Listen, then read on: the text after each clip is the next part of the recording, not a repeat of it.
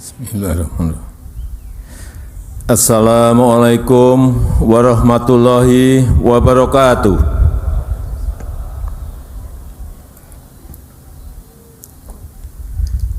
Selamat pagi, salam sejahtera bagi kita semuanya.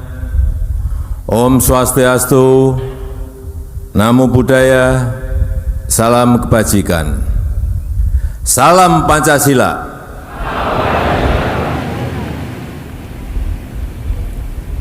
Yang saya hormati Ketua Majelis Permusyawaratan Rakyat Republik Indonesia, yang saya hormati Ketua Dewan Perwakilan Daerah Republik Indonesia,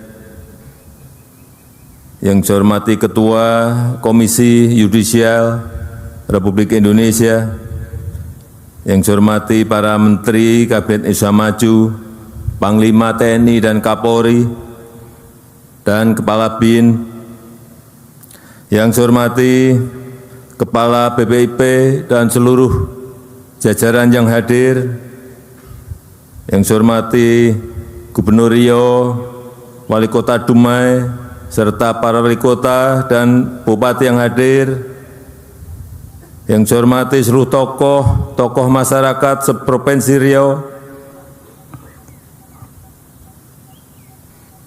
yang saya hormati Dirut Pertamina beserta seluruh jajaran, hadirin dan undangan yang berbahagia. Kita patut bersyukur bahwa negara kita Indonesia tetap kokoh, terus stabil, terus bersatu padu, terus tumbuh ekonominya di tengah gempuran dunia yang penuh dengan ketidakpastian, di tengah dunia yang dilanda berbagai krisis, dalam geopolitik yang penuh ketegangan dan rivalitas. Kita harus selalu optimis karena kita punya Pancasila yang memandu arah bangsa, karena kita punya modal sosial dan modal budaya yang kokoh, karena kita punya sumber daya manusia, dan kita punya sumber daya alam yang melimpah. Oleh karena itu, kita harus terus perkokoh kemandirian bangsa dan berdikari dalam ekonomi. Saudara-saudara sebangsa dan setanah air, Indonesia konsisten dengan politik bebas aktif, memperjuangkan kemerdekaan semua bangsa, termasuk kemerdekaan bangsa Palestina, dan memperjuangkan perdamaian dunia. Peran Indonesia dalam politik internasional semakin kokoh. Kita telah menjadi pemimpin G20 yang berhasil, telah menjadi ketua ASEAN yang sukses, dan terus akan berkontribusi pada dunia, termasuk melalui World Water Forum yang baru saja kita selenggarakan. Keaktifan dalam dunia internasional tidak menyurutkan perjuangan kita untuk berdikari dalam bidang ekonomi. Kita terus perjuangkan kemandirian ekonomi, termasuk melalui industrialisasi di dalam negeri dan melalui hilirisasi di berbagai sektor. Kita harus menjamin kekayaan negara sepenuhnya untuk kemakmuran rakyat. Kita juga harus aktif mengambil alih kembali aset-aset strategis bangsa.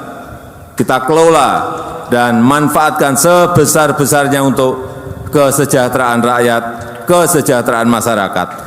Salah satunya adalah Blok Rokan di Riau ini, tempat yang kita pakai untuk upacara peringatan hari lahir Pancasila.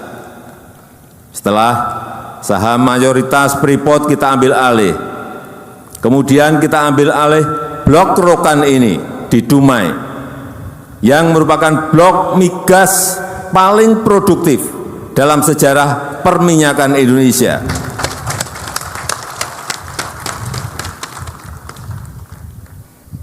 Yang sudah dikelola perusahaan asing Caltex dan Chevron selama 90 7 tahun.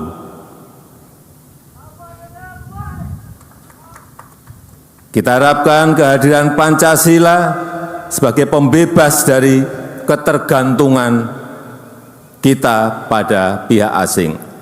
Dan pagi tadi saya mendapatkan laporan dari Dirut Pertamina bahwa produksi di Blok Rokan sudah mencapai 162.000 barel per hari. Ini lebih tinggi dari saat dikelola oleh Caltech maupun Chevron, dan merupakan 25% dari seluruh produksi nasional Indonesia. Jadi Blok Rokan ini adalah blok paling besar. Freeport dan Blok Rokan hanyalah sedikit contoh dari semangat dan upaya kita untuk kedaulatan politik dan kemandirian ekonomi, untuk mengamalkan Pancasila dalam kehidupan nyata, membangun ekonomi yang berpihak pada kepentingan nasional, berdiri di atas kekuatan kita sendiri. Saudara-saudara sebangsa dan setanah air, selain itu kita juga ikut terus berupaya dalam gerakan dunia menuju ekonomi hijau. Pilihan ini tentu bukan karena kita ingin ikut-ikutan, tetapi karena kita mempunyai kekuatan besar, karena kita punya daya saing tinggi dalam ekonomi hijau. Kita punya hampir semua jenis energi hijau, mulai dari energi panas bumi, energi surya, energi air, energi angin, dan energi ombak. Kita juga punya hasil kebun yang bisa diolah menjadi biodiesel, bioetanol, dan bioaftur. Kekuatan energi hijau ini akan mengundang industri hijau, akan mengundang pembiayaan ekonomi hijau, menghasilkan green food, pangan hijau, dan membuka peluang-peluang bagi green jobs yang mensejahterakan dan sekaligus berkelanjutan. Maka dari itu, transisi energi harus dilanjutkan secara bertahap. Kita harus mempercepat transisi energi menuju energi hijau.